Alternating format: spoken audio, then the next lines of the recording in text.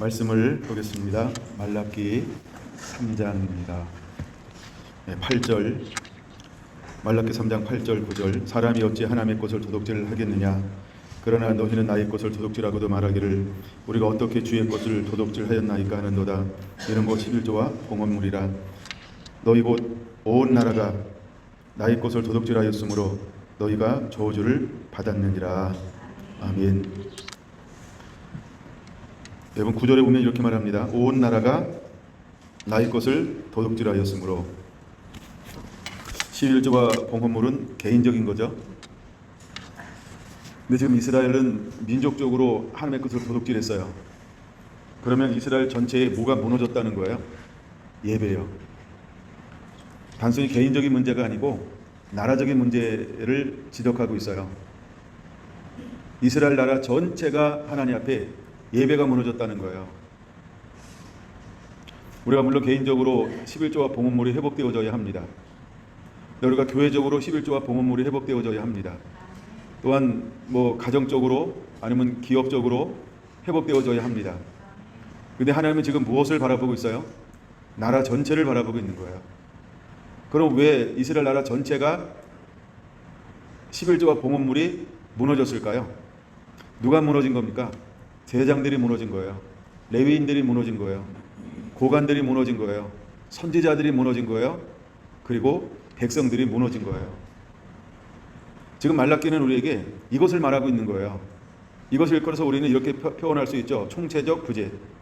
총체적으로 타락한 거예요. 누가? 이스라엘이. 그래서 말라기 선지자는 1장 1절에 뭐라고 말합니까? 경고라. 경고하고 있는 게 경고. 경고는 뭐예요? 회개하고 돌아오라. 이게 경고예요. 너 이대로 가면 저주야. 너 이대로 가면 멸망이야.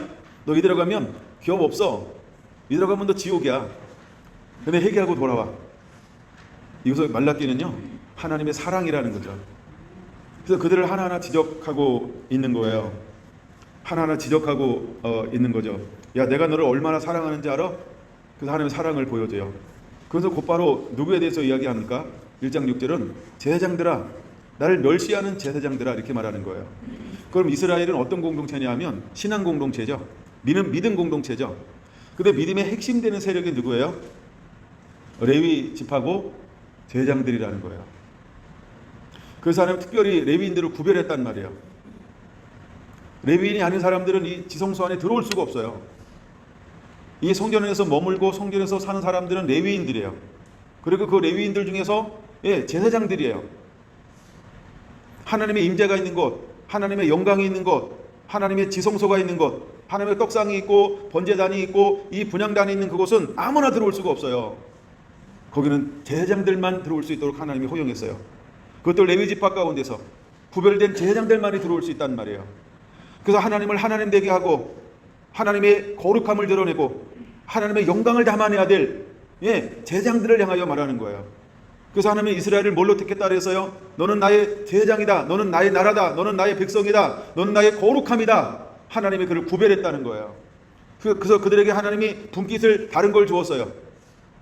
하나님이 그들의 다른 기업을 줬어요. 하나님이 그들을 먹이고 지키고 입힌다라고 약속해 주고 있는 거예요. 너는 너희의 일에 충성을 하라. 너는 내 의무와 직무를 잘 감당하라. 그럼 내가 너를 도울 것이다. 내가 너를 먹일 것이다. 내가 너를 입힐 것이다. 하나님이 그렇게 약속을 했어요. 그런데 지금 말라기 시대에 뭐가 무너졌어요? 제사장들이 무너진 거예요. 이걸 3장 3절에 뭐라고 말합니까? 레위인들이 무너졌다 이렇게 말하는 거예요. 레위인들이 무너진 거예요. 여러분 오늘날 한국교회 누가 회복되어져야 할까요? 오늘날 우리 도시에 누가 회복되어져야 할까요? 오늘 우리 교회 내에서 누가 일어나야 할까요? 예배자가 일어나야 할 줄로 믿습니다. 여러분 우리 가정에서 예배자가 일어나야 합니다. 아니 내가 예배자가 되어야 할 줄로 믿습니다. 우리의 가족들이 예배자가 되어야 합니다. 여러분 우리가 이 도시에서 예배하는 교회가 되어야 합니다. 여러분 우리가 희망이 되는 것은 다른 것으로 희망이 될 수 있는 게 아닙니다. 예배가 살아있을 때 예배가 살아있는 그 예배가 살아있는 교회가 희망인 걸 믿으시기 바랍니다. 그래서 하나님이 예배를 찾는 거예요. 그러면 도둑질했다라고 할 때 이건 개인적인 걸까요? 민족적인 걸까요? 개인적이면서 민족적이라는 거예요. 여러분 개인이 모여서 나라가 되는 거죠. 그러니까 구절에 보는 것처럼 온 나라가 라고 할 때 온 나라는 하나하나의 백성들로 이루어진 거예요. 그러므로 나라가 무너졌어요. 백성들이 무너진 거예요. 근데 오늘은 제가 넓은 의미에서 좀 먼저 살펴보는 거예요. 넓은 의미에서. 그 넓은 의미에서 우리에게 무엇이 먼저 회복되어져야 할까? 규례가 회복되어져야 한다는 거예요. 규례가 회복되어져야 한다. 말씀이 회복되어져야 한다는 거예요. 우리가 말씀이 회복되지 않으면 하나님을 여전히 몰라요. 내가 어디에 있는지 내 현주소를 몰라요. 그래서 먼저 우리 안에 말씀이 회복되어져야 하는 것입니다. 우리가 말씀이 우리 안에 정말 회복되어져야 합니다.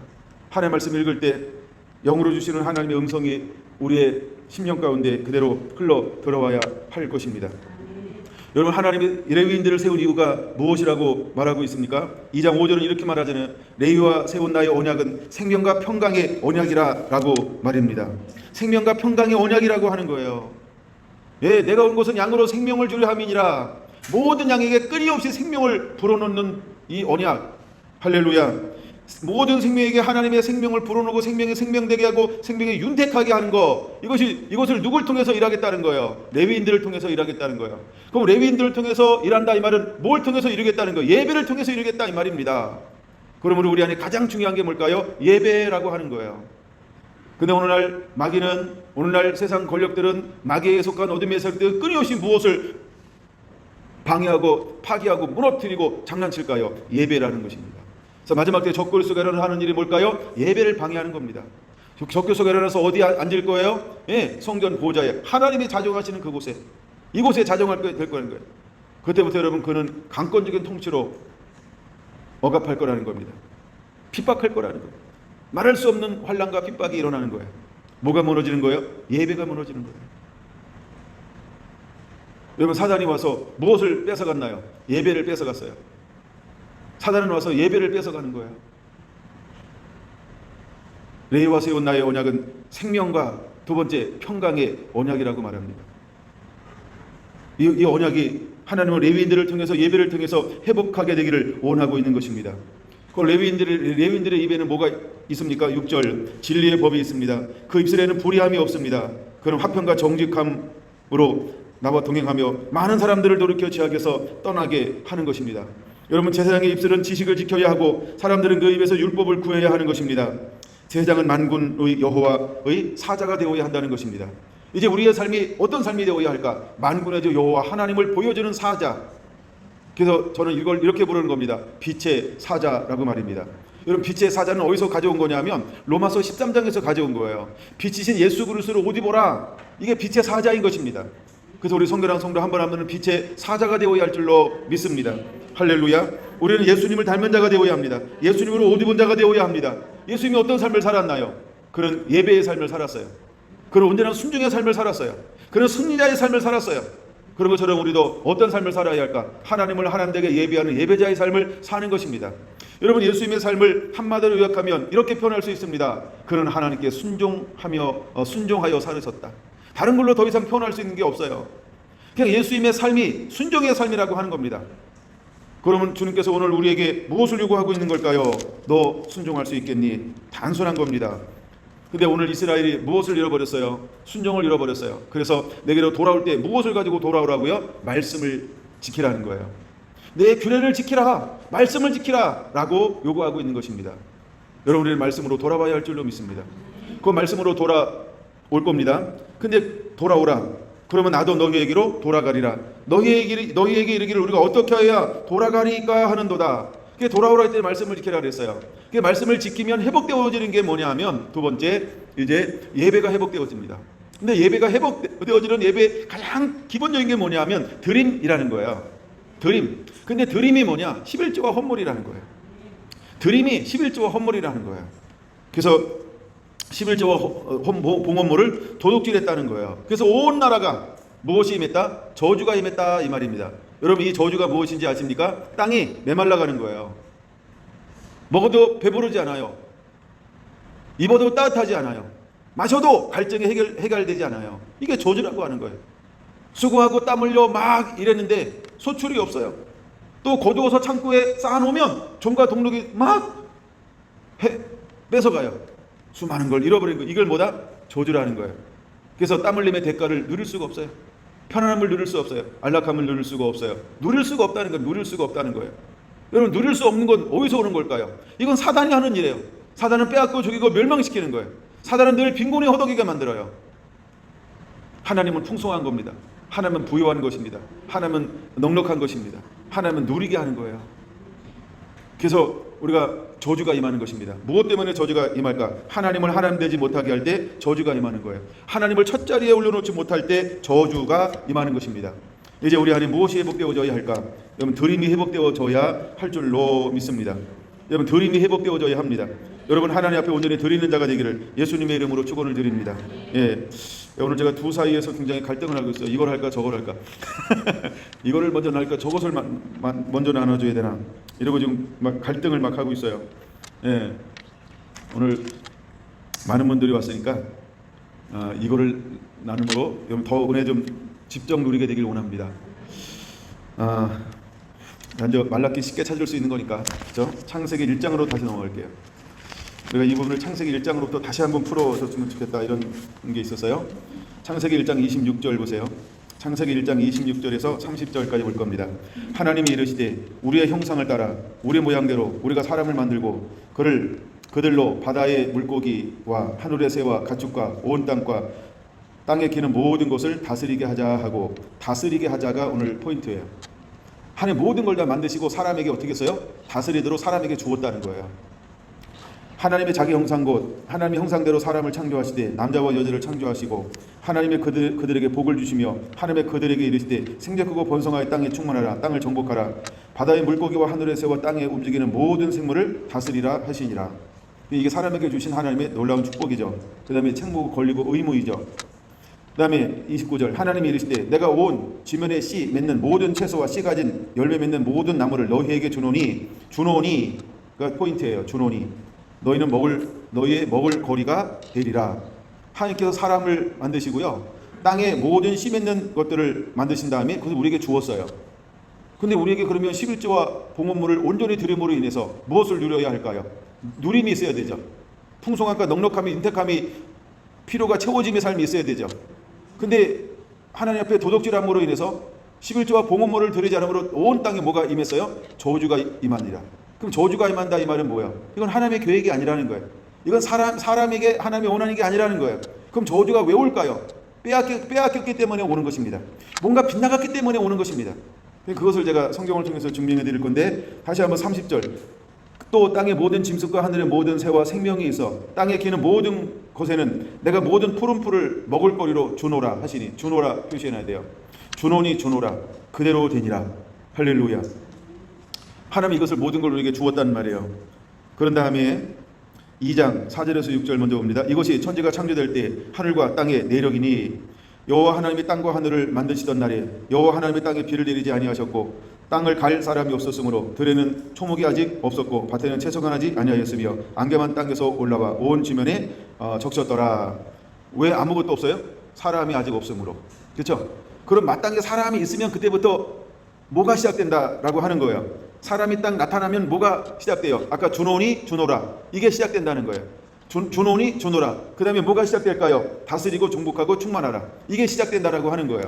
여러분, 이것이 우리가 마땅히 누려야 할 하나님의 영광이라고 하는 걸 믿으시기 바랍니다. 그 다음에 하나님이 드디어 7절 무엇을 창조하십니까? 예, 사람을 창조합니다. 흙을 빚어 그 생기를 불어넣었더니 무엇이 되었습니까? 예, 생명이 되었습니다. 생명이 되는 동시에 하나님이 하시는 일이 뭐였어요? 9절과 10절 한번 볼까요? 여호와 하나님이 그 땅에서 보기 아름답고 먹기에 좋은 나무, 먹다에 체크해야 돼. 먹다. 먹는 게 중요하잖아요, 그렇죠? 안 중요합니까? 오늘만큼은 중요하다고 여기시기 바랍니다. 오늘 먹는 얘기를 좀 많이 해야 될 것 같아요. 벌써 배가 고파오네. 예, 그래서 먹다에 여러분 한번 될 수 있으면 체크해 놓으세요. 오늘은 먹다가 주인공이에요. 그 먹기에 좋은 나무가 나게 하시니 동산 가운데에는 생명나무와 선악을 알게 하는 나무도 있더라. 강이 에덴에서 흘러나와 동산을 적시고 거기서부터 갈라져 네 근원이 되었으니, 하나님께서 먹기에 좋은 나무를 나게 하셨어요. 하나님이 주시는 거예요. 잘 보세요. 사람이 나무를 심었다 그랬어요? 하나님이 주셨다 그랬어요? 주시는 거예요. 은혜예요. 누리는 거예요. 그러니까 은혜인 걸 믿으시기 바랍니다. 이게 원래 하나님의 창조의 섭리예요. 근데 우리가 타락함을 통해서 그때부터 뭐 해야 돼요? 땀 흘리고 수고하여야 먹고 살리라. 이건 좀 이따 볼 거고. 그 다음에 10절 강이 흘러요. 그다음에 16절 보겠습니다. 16절. 여호와 하나님이 그 사람에게 명하여 이르시되 동산 각종 나무의 열매는 내가 임으로 먹다니까 체크해야죠. 먹되. 17절은 별표입니다. 선악을 알게 하는 나무의 열매는 먹지 말라. 먹지에 체크해놔야 되겠죠. 내가 먹는에 체크해 놓으셔야 되겠죠. 나는 반드시 죽으리라 하시니라. 17절이 뭐예요? 시험입니다. 17절이 뭐라고요? 시험입니다. 그럼 또 시험이 무슨 의미인지 모르니까 또 지금부터 문제의식을 가지고 집에 가서 이게 뭔가 라고 또 시험 문제 풀려고 하는 사람들이 있을까봐 다시 제가 이제 3장 10절로 한번 넘어갈 겁니다. 말라기 3장 10절 잠깐 보고 넘어올 거니까 창세기에다 손 하나 껴놓고요. 만군의 여호와가 이르노라 너희의 온전한 11조를 창고에 들여 나의 집에 양식이 있게 그것으로 나를 시험하여 내가 하늘문을 열고 너희에게 복을 쌓을 것이 없도록 붙지 아니하나 보라 하라. 하나님이 뭐하라고 말했어요? 하나님이 뭐하라 그랬어요? 나를 시험해봐 이렇게 말하고 있어요. 그게 오늘 제가 말하려고 하는 답입니다. 나를 시험해. 나가 누구예요? 하나님이요. 우와, 하나님이 뭐라고 말했어요? 야, 나를 시험해봐. 뭐하나? 문제는 나한테 내. 이러고 있는 거예요. 예, 나를 시험해보라 이렇게 말했어요. 무엇을 통해서? 온전한 11조를 내가 드려. 그럼 내가 너에게 하늘문을 열어 쌓을 것이 없도록 붙지 아니하나 나를 시험해봐. 이렇게 말하고 있어요. 그 아버지 마음은 뭐라는 거예요? 하나님은 우리가 준 것에 대해서 이게 굉장히 중요한 거야. 잘 들으시면 돼. 내가 준 거에 대해서 하나님께 드리면 내가 너에게 하늘문을 열어 쌓을 것이 없도록 줄 거야. 이렇게 말하고 있어요. 그래서 여러분 우리가 11조와 봉헌물에는 두 가지가 들어가는 거예요. 첫째가 뭔지 아세요? 감사라는 게 있다는 거예요. 첫째가. 그리고 두 번째가 11조와 봉헌물을 들어라. 이렇게 정의하면 굉장히 빠릅니다. 근데 그래서 성경의 원리를 제가 쭉 살펴봤는데요. 하나님이 우리에게 늘 뭘 원하냐면 야, 내가 널 뭐 줬지? 그러면 네가 나에게 뭘 다시 한번 드려봐. 그러면 그때부터 하나님이 그냥 막 쌓을 것을 부어주는 게 이게 원리예요. 이게 원리라는 거예요. 그러면 하나님이 먼저 우리에게 주잖아요. 우리가 뭔가 하나님께 주시면 반드시 하나님은 우리에게 뭘 요구할까요? 감사하신 하나님, 인자하신 하나님, 풍성하신 하나님, 자비로운 하나님, 인자하신 하나님, 예, 이 넘치도록 주시는 하나님, 필요를 채우시는 하나님. 그래서 먼저 우리가 하나님 앞에 이걸 한마디로 말할게요. 하나님은 우리에게 뭘 줬잖아요. 하나님이 딱 하나를 먼저 요구하세요. 그게 뭐라고요? 감사. 감사. 그게 11조요. 그게 봉헌물이라는 거예요. 그게 우리가 가장 간단한 거. 뭔가 우리가 하나님 앞에 뭘 줬다. 그럼 감사할 줄 알잖아요. 그럼 그때부터 하나님께서 우리에게 뭘 주겠다는 거예요? 풍성하게 주겠다는 거예요. 이게 원리라는 게 원리. 그러므로 여러분 우리가 11조와 봉헌물이라고 하는 것은 하나님께만 드리는 거예요. 그럼 우리가 감사라고 배웠다면 감사. 자, 11조와 봉헌물을 제가 뭐라고 정의했어요? 처음에 예배다. 보세요. 우리가 하나님이 이제 우리를 창조하셨어요. 그리고 7일째가 되었어요. 그럼 우리는 뭘 해야 될까요? 하나님 앞에 감사. 이해가 되시나요? 그럼 우리가 하나님 앞에 하나님이 하나님에게 예배를 하면 그 다음에 하나님은 우리에게 또다시 시작되는 그때부터 6일 동안 우리를 어떻게 대우하실까요? 허벌나게 축복해 준다는 거예요. 월요일 날도, 화요일 날도, 수요일 날도, 그 다음에 무슨 날이에요? 어마어마하게 축복해 준다는 거예요. 이게 원리라는 게 원리. 하나님께서 우리를 만드셨어요. 그렇죠? 그리고 이제 우리가 만드시고 난 다음에 첫 번째 사람이 맞이한 게 무슨 날을 맞이한 거예요? 안식일. 첫 번째 우리가 무슨 날을 맞이했다고요? 안식일을 맞이했죠. 안식을 했어요. 안식을 한다 이 말이 뭐냐 하면 내가 하나님을 하는 데게 감사합니다 하고 감사를 올렸다는 거예요. 이거가 이해가 돼야 돼요. 그러니까 내가 11조와 봉헌물을 드렸다라고 하는 거예요. 근데 그것보다 더 쉬운 게 내가 하나님 감사합니다 라고 하나님께 감사를 드렸어요. 그리고 나서 뭐가 시작됐어요? 월요일, 화요일, 수요일, 목요일, 금요일, 토요일 또 주님 앞에 뭐 하는 날이 왔어요? 감사하신 하나님 영광 올리고 종교와 찬양 올리고 하나님 앞에 예배를 올렸어요. 그러면 또다시 무슨 날이 시작돼요? 월요일. 근데 우리가 드렸더니 하나님이 우리에게 월요일 날 축복 주고 화요일 날 축복 주고 수요일 날 축복 주고 목요일 날 축복 주고 금요일 날 축복 주고 토요일 날 축복 주는데 또다시 무슨 날이 왔어요? 어머 감사하는 날이네. 감사하신 하나님. 또 하나님께 감사를 했어요.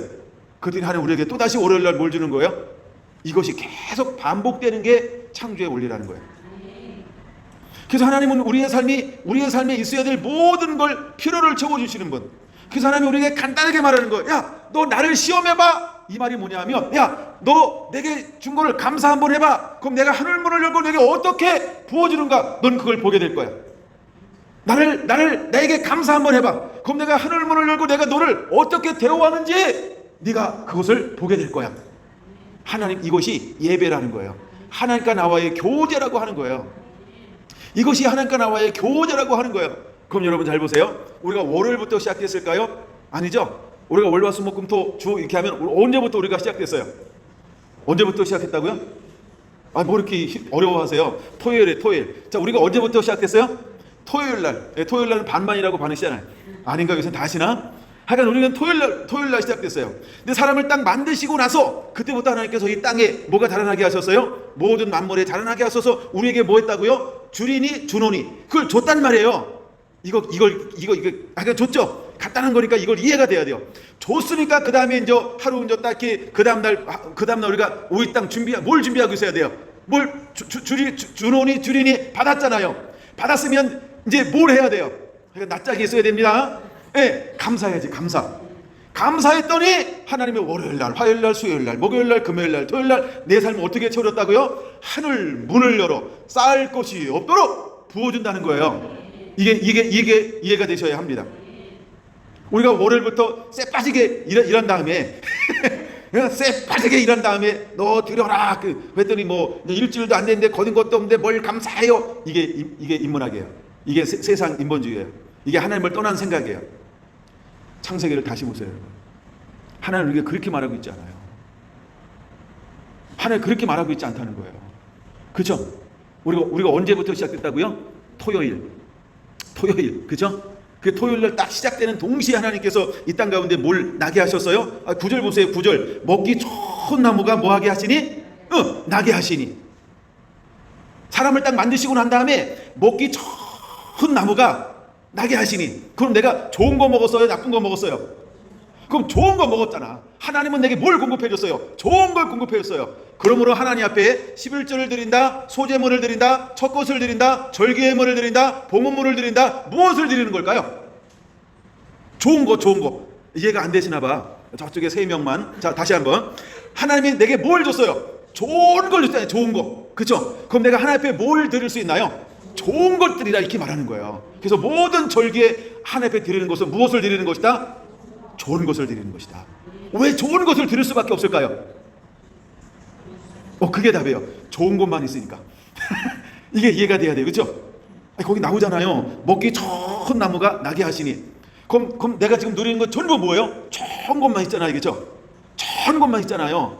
그럼 내가 가진 것 중에서 하나님께 드리는데 내가 뭘 소유하고 있어요? 좋은 것. 그럼 하나님 앞에 이제 11조를 드린다, 봉헌물을 드린다, 절기예물을 드린다. 하나님 앞에 뭘 드릴 때 내가 드리는 걸 뭘 드릴 수 있는 거예요? 좋은 것. 근데 하나님이 내게 드리는 것 중에서 어떻게 드리는 걸 하나님이 요구하고 있어요? 야, 너 좋은 것 드려. 이렇게 말하잖아요. 그럼 하나님이 없는 것 드리라 그래요? 있는 것 드리라 그래요? 있는 거죠. 있는 거. 그렇죠? 하나님은요, 좋은 것 주셨으니까 뭘 달라고 요구해요? 야, 너도 좋은 것 드려. 그러면 잘 보세요. 원래 내게 이건 1등급, 2등급, 3등급, 4등급 이런 게 있어요? 없어요? 없는데 사람들이 욕심이 들어가니까 1등급, 2등급, 3등급 요건 내가 먹고 4등급, 5등급은 하나님께 드려야지. 그때부터 이제 욕심이 들어가니까 이게 바뀌어지기 시작한 거예요. 근데 우리가 타락하기 전, 미혹당하기 전, 유혹당하기 전, 사단에게 넘어가기 전에는 하나님이 내게 공급하는 모든 것들은 무엇으로만 이루어졌어요? 2장 9절이요. 먹기 좋은 나무가 나게 하시니. 그럼 먹기 좋은 나무가 맺는 열매는 어떤 열매일까요? 좋은 열매. 제가 이거 성경 많이 안 달아도 되겠죠? 이미 저는 이것을 볼 때 그게 다 풀려버린 거예요. 하나님은 우리에게 좋은 나무는 좋은 열매를 맺고 못된 나무는 못된 열매를 맺나니 좋은 나무는 못된 열매를 맺을 수 있고 못된 나무는 좋은 열매를 맺을 수 없느니라. 이 말씀을 믿습니까? 그냥 성경을 알면 이게 그냥 한 번에 다 보이는 거예요. 그러니까 하나님은 우리에게 뭘 줬으니까 뭘 요구해요? 좋은 것 줬으니까 좋은 걸 요구하는 거예요. 할렐루야. 그럼 이제 우리의 삶 가운데 우리가 타락했다, 우리가 나빠질 수 있죠. 나빠졌었죠. 근데 예수님께서 우리를 십자가에서 뭐 했어요? 회복했죠. 그럼 예수님께서 우리를 보혈로 죄를 씻으시고 우리를 회복했어요. 그리고 짠 거듭났어요. 그러면 약간 좋은 놈으로 거듭났을까요? 진짜 좋은 놈으로 거듭났을까요? 진짜 좋은 나무로 거듭났죠. 그러면 진짜 좋은 나무로 거듭났으면 이제 내가 맺혀지는 열매는 어떤 열매가 맺혀져야 될까요? 진짜 좋은 열매예요. 그런데 아직 이 안에 뭐가 남아있을 수 있다? 옛것이 남아있을 수 있다. 옛것이 남아있을 수 있어요. 그래서 우리가 하나님 앞에 드리는데 무엇을 드릴 수 있어요? 예, 약간 좋은 놈을 드릴 수 있어요. 진짜 좋은 놈이 됐음에도 불구하고 약간 좋은 걸로 옛것이 아직 부닥침이 씨름할 수 있어요. 근데 하나님은 여기서 우리가 어떻게 하기를 원하냐 하면, 야, 옛날 수준으로 드리지 말고 너 진짜 좋은 놈 됐잖아. 그러니까 약간 좋은 것 드리지 말고 진짜 좋은 걸 드려서 나를 나답게 한번 섬겨볼 수 있겠니? 이거 한 번만 시작하세요. 몇 번이요? 한 번만 시작하면 그 다음에 내 삶에 어떤 열매만 맺혀지게 될까요? 진짜 좋은 열매요. 그럼 그 다음에는 약간 좋은 게 내 삶에 있을까요? 없을까요? 있을 턱이 없지. 이게 이해가 돼야 되는데, 그러니까 왜냐하면 진짜 좋은 나무는 진짜 좋은 열매를 맺고요, 약간 좋은 나무는 약간 좋은 열매를 맺고, 나쁜 나무는 나쁜 열매를 맺어요. 그러면 내가 정말 요 딱 선택을 딱 했을 때 약간 좋은 게 아니라 진짜 좋은 걸 하나님께 딱 드리면 심었잖아요. 그럼 그 다음에 내 정체성이 뭘로 바뀌냐면 진짜 좋은 걸로 변화가 일어나요. 왜? 하나님이 내게 쌓을 것으로 부어주는데 약간 좋은 걸 쌓아주세요, 진짜 좋은 걸 부어주세요. 내가 드렸으니까 진짜 좋은 걸 부어주니까 내게 남은 건 이제 내가 이제 거두고 소유한 건 뭐로만 채워지는 거예요? 진짜 좋은 것. 그러면 내게 있는 것을 드렸다라고 할 때 나는 무엇을 또 드릴 수 있는 삶이 될까요? 진짜 좋은 것을 드릴 수 있는 삶이 되어지는 거예요. 할렐루야. 여러분 한 번만 결단해 보세요. 그러면 그때부터는 좋은 것만 드릴 수밖에 없는 삶을 살게 될 것입니다. 할렐루야. 이게 원리라는 거예요. 이게 원리라는 거예요. 여러분 이해가 되시나요? 머리로 안 되면은, 머리로 안 되면 뭐지? 하여간 이게 가슴으로 돼야 됩니다. 그리고 실제로 이게 이해가 되어져야 합니다. 이건 어려운 거 아니에요. 하면 됩니다. 하여간 하면 하나님이 우리를 그렇게 만드시게 될 거라는 것입니다.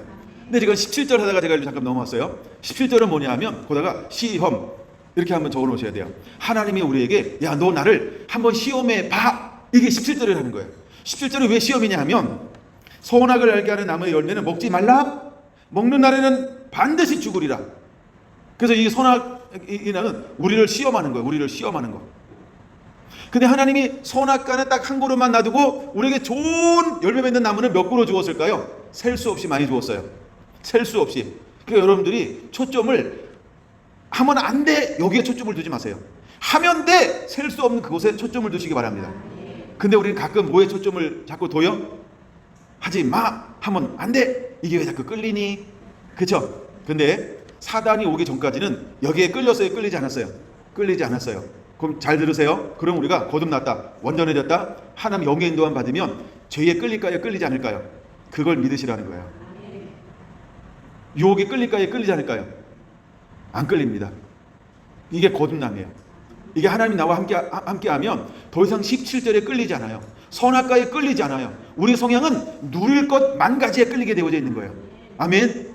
만약에 여러분이 거듭났다, 그리고 여러분들이 온전하게 됐다라고 하는 것은 더 이상 죄에 끌리지 않는 거예요. 죄에 끌린다 이 말은 뭐냐 하면 내 안에 여전히 새로워져야 할 부분을 가지고 있는 거예요. 할렐루야. 할렐루야. 그래서 17절은 시험입니다. 나를 시험하여 보라. 나를 시험하여 보라. 내가 하늘문을 열고 내 창고에 쌓을 곳이 없도록 붙지 아니하라. 나를 시험하여 보라 라고 합니다. 드디어 17절 시험. 그 다음에 3장 1절 보겠습니다. 3장 1절. 그런데 뱀은 여호와 하나님이 지으신 들짐승 중에 가장 강교하니라. 뱀이 여자에게 물어 이르되 하나님이 참으로 너희에게 동산 모든 나무의 열매를 먹지 말라 하시더냐? 라고 물어봤어요. 여러분, 사단이 우리에게 유혹해 올 때는 이런 식으로 유혹해 온다는 걸 알아야 돼요.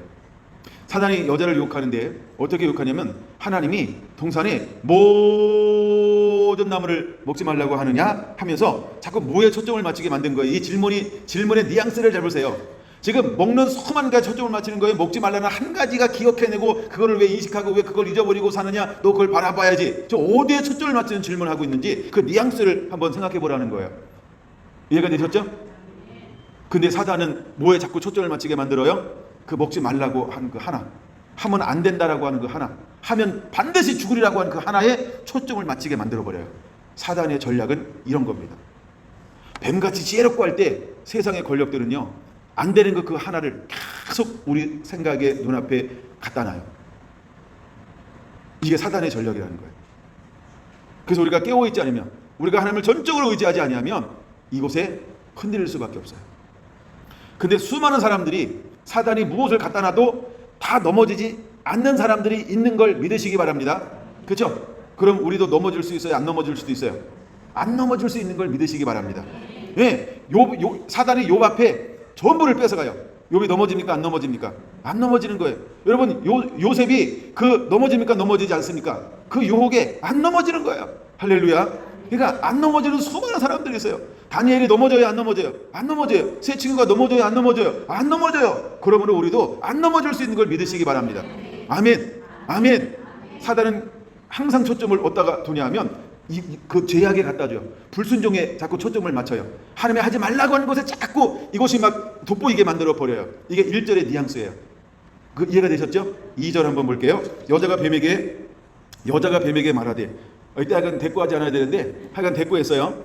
동산나무의 열매를 우리가 먹을 수 있으나 동산 중앙에 있는 나무의 열매는 하나님의 말씀에 너희는 먹지도 말고, 그 다음에 뭐라고요? 만지지도 말고 너희는 죽을까 하노라 하셨느니라. 여러분 보세요. 하나님의 말씀을 아담이 들었어요? 여자가 들었어요? 한 사람 건너가니까 말이 섞였어요. 예, 그리고 빠졌어요. 우리가 교육을 얼마나 잘해야 되는지 몰라요. 그렇죠? 아담이 직접 들었잖아요. 근데 아담이 분명하게 말했을 것입니다. 뭘로? 17절로. 선악을 알게 하는 나무의 열매는 먹지 말라. 내가 먹는 날에는 반드시 죽으리라 하시니라. 할렐루야. 그쵸? 먹지 말라고 했어요. 근데 만지지도 말고 죽을까 하노라 하고 바꿔놨어요. 근데 왜 바뀌었을까요? 그게 중요합니다. 왜 바뀌었을까요? 1절 때문에 바뀐 거예요. 1절이 뭐예요? 지금까지는 아담과 하와가 무엇에만 초점을 맞췄어요? 마음껏 누려야 할 것에 초점을 맞췄어요. 근데 사단은 끊임없이 다가와서 뭐에 초점을 맞추게 만들었어요? 하지 않아야 될 그거 하나. 그렇죠? 만 가지 해도 되는데 하지 않아야 될 하나에 계속 초점을 맞추니까 이 여자가 어떻게 했어요? 감성에 넘어가 버렸어요. 자꾸 저기 보다 보니까 뭐도 하고 싶었어요? 만지고도 싶은 거야. 보함직도 한 거야. 그렇죠? 먹음직도 한 거야. 만지기도 싶은 거 한 거야. 아, 정말 죽을까? 하고 자꾸 유혹은 이렇게 오는 것입니다. 그러면 아담이 정확하게 가리켰을까요? 안 가리켰을까요? 정확하게 가리켰다가 답입니다. 그렇죠? 근데 왜 2절에서 여자는 이렇게 이야기할까요? 이것은 한 번에 이렇게 변화된 게 아닙니다. 사단은 오래도록 하와랑 접근한 거예요. 우리가 한 번에 죄를 범하지 않죠? 그렇죠? 한 번에 우리가 죄를 범하지 않죠? 우발적으로 우리가 하는 거 굉장히 드물죠? 쌓이고 그렇죠? 몇 번에 자꾸 이렇게 마주치면 그때부터 이게 행위가 나올 수 있어요. 여자가 변화가 되었어요. 이게 유혹이라고 하는 거예요. 이게 유혹이라고 하는 거예요. 자, 보세요. 욕심이 잉태한 즉 뭐를 낳고? 그러면 욕심을 가질 수 있어요.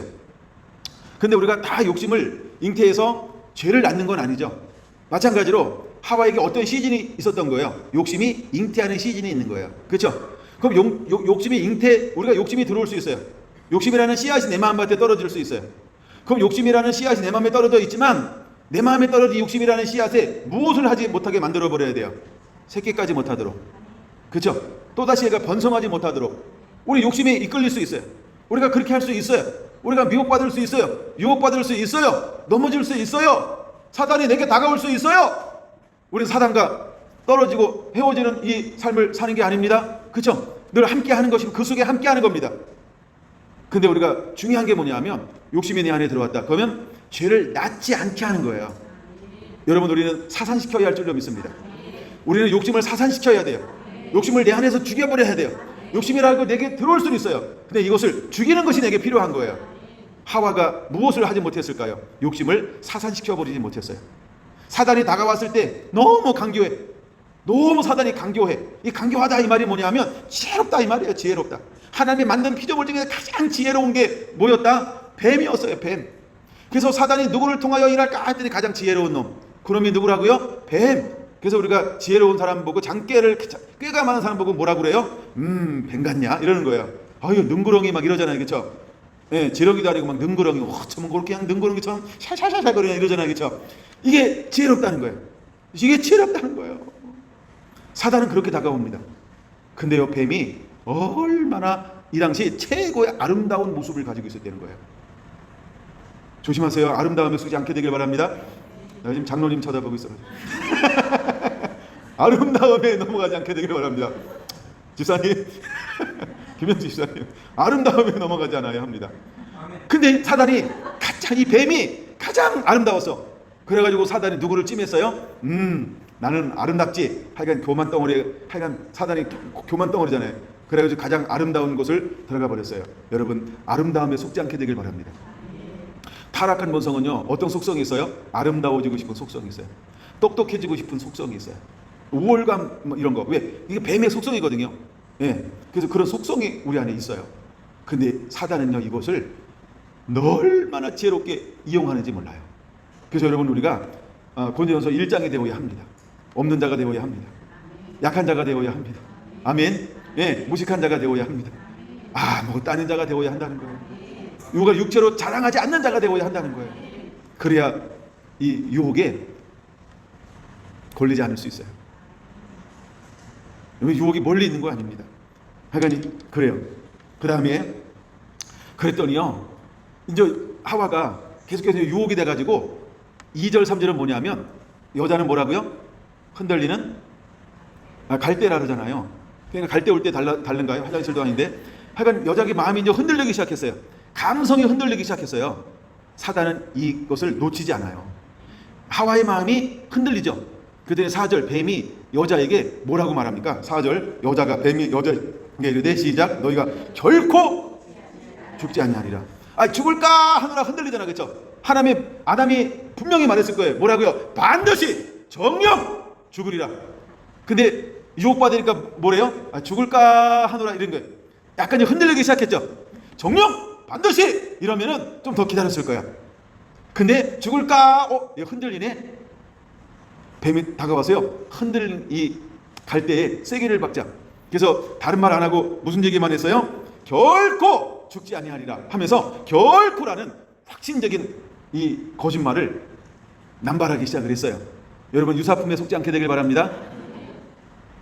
할렐루야. 예, 유사품에 속지 않는 방법, 정품만 구매하세요. 좀 비싸도. 그래서 우리가 싼 게 비떡이라는 말도 있잖아요, 그렇죠? 예, 물론 싼 거 잘 골랐으면 좋기는 해요. 근데 자꾸 나는 잘 고를 수 없고 자꾸 속기만 한다 그러면 정품만 사면 최소한 속지 않습니다. 이해가 되시나요? 예, 그러니까 싼 거 자꾸 쫓아다니지 마시고요. 정품. 예? 예, 정품. 네, 그것만 하면 속지는 않습니다. 그래, AS도 잘 해주고 막 그래. 자, 그러는 동시에 여자가 이제 흔들리기 시작했죠. 그때는 흔들리는 걸 딱 보는 동시에 드디어 뱀이 확장을 해가지고 이 여자를 흔들고 있다는 거예요. 이건 길게 할 게 아닌데 길게 하네요. 자, 그다음에 아까 이제 3장 2절에 먹을 수, 먹다에도 체크해놨죠. 3절에도 먹지도 말고에 체크해놨죠. 하여간 먹는 것만 나오면 다 체크해놓으세요. 그래야 시장하셔야 됩니다. 자, 5절 봅니다. 너희가 그것을 먹는 날에는 너희 눈이 밝아져 하나님과 같이 되어 선악을 알 줄을 하나님이 아심이니라 라고 이렇게 새로운 정보를 살짝 흘려버렸어요. 자, 그럼 보세요. 눈이 밝아지는 게 의미가 있을까요, 없을까요? 의미 없다예요. 아니, 하나님이 주시는 모든 걸 은혜로 공개받고 거기서 누리는데 내 눈이 밝아지고 내 눈이 어둡고 이게 무슨 문제가 되겠어요? 하나님이 필요하면 눈을 열 거고, 그렇죠? 하나님이 필요하지 않으면 눈을 감길 거고. 그러니까 아무 의미가 없다는 거예요. 눈이 더 밝아지고 더 깊어지고 더 지혜롭고 더 뭐 이런 게 아무 의미가 없다는 거예요. 왜? 하나님과 함께 하니까. 하나님이 우리하고 교제하는데 바보로 만들어서 교제할까요? 아니죠. 우리를 하나님이 만날수록 하나님께서 하나님의 수준으로 우리를 열어주시겠죠. 그리고 그렇게 만들어 가겠죠. 근데 왜 스스로 넓어져야 돼요? 예? 왜 스스로 가해 공부하고 와야 돼요? 그럴 필요 없어요. 하나님이 필요하면 모든 걸 다 우리 안에, 그쵸? 공급하실 거라는 거예요. 근데 사단은 교만하니까 스스로 높아지려고 했던 존재이기 때문에 자기에게 있는 스스로 무엇인가 하고 싶은 교만이라고 하는 게 그런 거거든요. 스스로라고 하니까 이게 교만이에요. 근데 그것을 지금 누구한테 주입하고 있는 거예요? 예, 온전했던 하와에게 주입하고 있는 거예요. 그래서 뭐라고 그에게 말하고 있는 것이냐 하면, 먹는 날에는 너희 눈이 밝아져 하나님과 같이 되어 선악을 알 줄을 하나님이 아심이니라. 그러면 그 시대에 아담과 하와가 선악을 아는 게 왜 필요했을까요? 우리가 볼 때는 아무 필요가 없잖아요. 근데 여러분이 생각해도 그렇죠. 그렇죠? 근데 오늘날은 선악이 필요합니다. 이거 분별력이라고 말하는 거예요. 근데 그 시대는 선악을 아는 게 필요하지 않았다는 거예요. 왜? 아니, 타락 이전이니까. 타락 이전이니까. 근데 사단은요, 창조적인 새로운 걸 갖다 주는 것처럼 우리를 유혹하고 있다는 거예요. 그런 다음에 어떤 일이 벌어질까? 6절. 여자가 나무를 본즉. 자, 여자가 또다시 뭘 봤어요? 나무를 본즉. 그런 다음에 이제 여기서 하나 저한테 이제 또 이렇게 말씀이 열려진 게 있어요. 눈에 관해서 말씀이 열려졌어요. 눈이 굉장히 중요하구나. 막 이 눈. 하긴 눈이 굉장히 멋있는 거예요. 나중에 시간 되면 나눠드릴 건데 이번에는 아이올레디는 안 나와요. 눈이 이게 굉장히 이게 시작이 되는 거예요. 여러분 성경 창세기부터 요한계시록 쭉 보세요. 눈이 얼마나 중요한가. 그렇죠? 뭐 대표적인 게 뭐 이런 걸 거예요. 눈을 눈가를 빼버려라 뭐 이런 거요. 그 눈가는 왜 무슨 눈가래요? 내 눈이 범죄케 하면 그 눈을 빼버리라는 거예요. 근데 수많은 범죄가 무엇을 통해서 오는가요?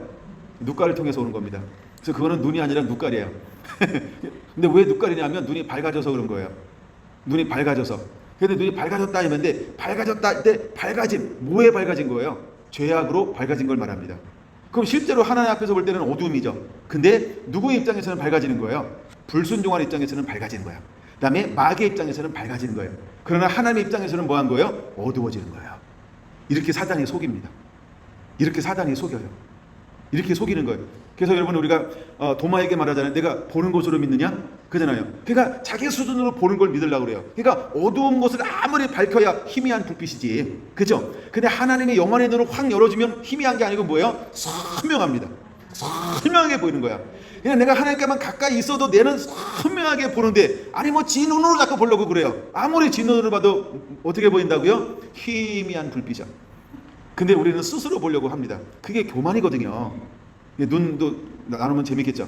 내가 이 말씀을 딱 보는데 와 눈이 보인 거예요. 예, 그래서 야 이거 와 이런 게 있구나. 그래서 너무 감사했어요. 예, 매일매일 모이고 싶더라고 지금은. 그럴까요? 내일도 모이고 막 그럴까요? 예, 나누고 싶은 게 많아가지고요. 자 넘어갑니다. 6절에도 6절 다 봤죠? 봤나요? 안 봤어요? 6절 나무를 본즉 맞다. 나무를 본즉 6절에 본즉 먹지도 말고 참 먹음직하고 먹음 그보다 먹다 하니까 다 촉해야 돼. 네, 보함직하고는 이건 녹갈이에요. 네, 그다음에 제롭게 할 만큼 탐스럽기도 하고 이렇게 야 갑자기요 없는 생각이 3개나 딱 들어와 버렸어요. 그렇죠? 이거 상상의 나라를 줬죠. 이게 사단이 할 때 이걸 딱 줍니다. 사단이 하는 일이 뭐라고요? 거짓말을 하는데 속이는 거예요. 속이는 거. 요 3가지 현상은 속고 있는 겁니다. 근데 요 3가지가 있을 때 속고 있다고 생각할 수 있을까요? 너무 멋있잖아. 그렇죠? 너무 멋있잖아요. 자 보세요. 먹음직하죠. 보함직하죠. 죄롭게 할 만큼 탐스럽게도 하죠. 이게 잘못된 거라고 누가 생각하겠어요? 이게 죄라고 누가 생각하겠어요? 이게 미혹이라고 누가 생각하겠어요? 내가 쟤랑 교제하니까 새로운 영역이 열리는데 한 번도 느껴보지 못했던 가장 좋은 나무도 모처럼 보이지 않았어요? 보함직, 먹음직, 죄롭게 할 만큼 탐스럽게 보진 않았는데 오늘따라 이거는 우와 이렇게 보이네. 이게 완전 미친 거예요. 이해가 되시나요? 만약에 여러분들이 그런 것이 있다고 한다면 분별을 좀 받으시기 바랍니다. 갑자기 막 눈이 돌아간다, 막 기가 돌아간다. 요거 아주 기가 막힌 거예요. 그런 것이 있을 수 있어요. 미혹이라고 하는 게 이렇게 다가와요. 근데 그렇게 딱 할 때 이 하와는 불의 꾀를 잡아요, 못 잡아요? 하나님을 경외해요? 하나님을 존중히 여김이 앞서요? 하나님 말씀이 앞서요? 하나님의 인식이 되든가요? 아니요. 하나님을 완전히 잃어버려요. 뭐 하게 되니까? 미혹을 당하니까. 유혹당하니까 하나님 생각이 안 나요. 그래서 하와는 불의 꾀를 잡지 못하였던 것입니다. 그래서 바로 뭐였습니까? 그 열매를 따 먹고, 먹고 이제 체크해 놓으시고요. 자기와 함께 있는 남편에게도 주매 그도 먹은지라. 그냥 얼마나 정광석화처럼 이루어지는지 몰라요. 그렇죠? 번개 치자마자 천둥 소리 나는 것처럼 쉴 새 없이 들리대요. 먹고. 사단은 틈을 주지 않아요. 사단은 돌이킬 수 있는 틈을 주지 않아요. 사단은 어떤 때는요 후회할 기회도 주지 않아요. 그리고 완전히 다 버리고 난 다음에 후회합니다. 나중에 아까 오전에 봤지만 가룟 유다가 중간중간에 후회했나요? 다 끝나고 후회했나요? 그렇죠? 다 끝나고 후회하는 겁니다. 그거 한참 할 때는요 몰라요. 그가 지금 사단의 내 안에 들어와서 내가 왜 이러지? 내가 왜 이럴까? 내가 제정신 아니네? 어머, 내가 미쳤어. 이 생각 그때 안 나요. 그 생각을 언제 나는 거예요? 다 끝나고, 다 팔아버리고, 십자가에 매달고, 그때 생각나는 게 뭐예요? 후회라는 겁니다. 그러면 그거는 미혹받은 거예요. 그건 미혹받은 거예요.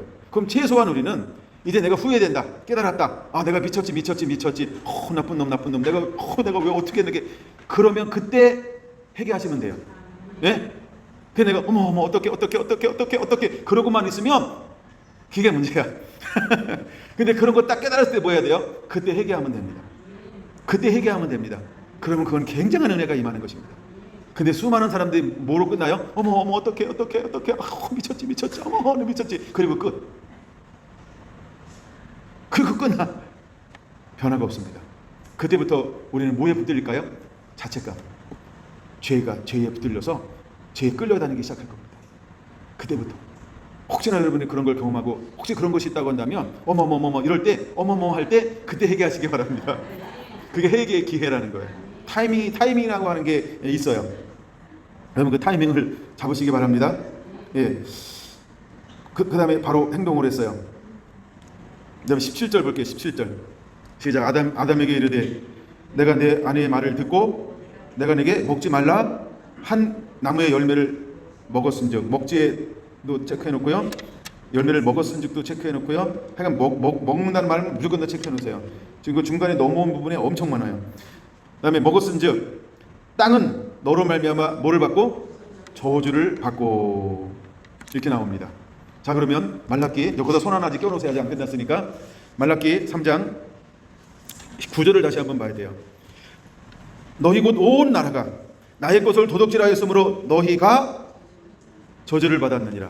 근데 이게 개인이라 그랬어요? 온 나라라 그랬어요? 온 나라. 그럼 온 나라니까 어떤 땅이 저주받는 거예요? 이스라엘하고 땅이 저주받는 거죠. 그렇죠? 그 다음에 우리가 땅 들을 때 땅은 두 가지 의미가 있습니다. 성경에는 땅, 실제로 이 땅, 그라운드를 땅. 또 하나는 뭐가 땅이에요? 내 마음이 땅이에요.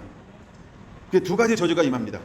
하나는 내 마음의 저주가 임하고요, 또 하나는 실제 땅의 저주가 임해요. 근데 말라기에도 두 가지가 저주가 임한 거고요, 그 다음에 이 창세기 3장에도 두 가지가 저주가 임한 거예요. 그러니까 실제로 땅이 저주가 임해 버렸어요. 다시 창세기 3장. 자, 이제 저주를 받고 너는 내 평생에 수고하여야 그 소산을 먹으리라, 이렇게 말했어요. 그럼 그 이후로 타락한 사람들은 무엇을 해야 할까요? 수고를 해야 돼요. 근데 그 전에는 무엇을 먹었는가라고 할 때 2장 9절, 아름답고 먹기 좋은 나무가 나게 하시니, 하나님의 은혜로 공급해 줬어요. 그런데 그 이후에는 어떻게 살아야 돼요? 수고함으로 사는 거예요. 수고함으로 살아요. 그럼 우리가 평생 수고함으로 살까요? 그게 아닙니다. 이제 간단하게 가르쳐 드릴게요. 내가 말씀이 회복되잖아요. 그러면 성경은 내가 말씀에 회복돼서 언약 안에 거하면 내가 수고하는 것이 아니고 하나님이 공급해 주는 것으로 산다. 이것이 회복되어졌다라고 하는 걸 믿으시기 바랍니다. 오늘도 마찬가지예요. 오늘도 우리가 하나님의 말씀에 순종하면 땀 흘려 수고하는 것만으로 사는 것이 아니에요. 하나님이 우리의 모든 필요한 것들을 공급해 주게 된다는 거예요. 할렐루야. 두 가지 원리가 함께 공존하게 만들어 놨어요. 두 가지 원리가. 수고하고 말씀에 순종하면 범사가 잘 되도록. 그래서 그것을 우리가 누릴 수 있도록 하나님이 우리에게 만들어 놓았어요. 그러므로 우리가 하나님이 하늘문을 열고 땅에 쌀 것이 없도록 부어주나가 실제가 되도록 하나님이 우리에게 만들어 놓았다는 거예요. 그럼 이제 우리는 이것을 누리는 자가 되어야 합니다. 그것을 누릴 수 있어야 합니다. 자, 이제 아담으로 말미암아 하와로 말미암아 땅에 뭐가 임했다고요? 저주가 임했어요. 그럼 저주의 결과가 무엇이냐? 18절 봅니다. 땅이 내게 가시덤불과 엉겅퀴를 낼 것이라. 내가 먹은 것은 밭의 채소인즉 내가 흙으로 돌아갈 때까지 얼굴에 땀을 흘려야 먹을 것을 먹으리니. 다 먹는다 다 체크해놓고 있는 거죠 지금. 내가 그것에서 취함을 입었음이라. 너는 흙이는 흙으로 돌아갈 것이니라 하시니라. 아멘. 이때부터 이마에 땀을 흘림으로 말미암아 먹을 수 있게 되었다, 이렇게 말하고 있는 것입니다. 근데 이것이 여러분 실제로 6이고 이것이 0이라고 하는 거예요. 자, 그럼 우리가 6에는 뭐냐 하면, 제가 이제 농사를 졌잖아요. 뭐 내가 진 게 아니라 아버지 거라 그랬어요. 근데 이 여름에 밭에 가서 일하면 알곡도 자라나는데 뭐도 자라나요? 잡초. 알곡 위에 나는 모든 건 다 잡초라고 말합니다. 잡초가 자라나는데 알곡이 잘 자라요, 잡초가 잘 자라요? 그렇죠? 제가 쓰는 표현이 하나 있어요. 지긋지긋해요. 이 풀 뽑는 게 얼마나 일이 손이 많이 가는지 몰라요. 그래서 지긋지긋하다라고 표현할 정도로 그냥 뒤돌아서면 또 나 있고, 이게 풀 같아요. 뽑고 쏙 지나가는데 뒤돌아서면 또 나 있고, 이렇게 잡초는요 관리도 안 하는데 막 자라나. 알곡은 어떻게 해줘야만 열매를 맺을 수 있을까요? 돌봐줘야 돼.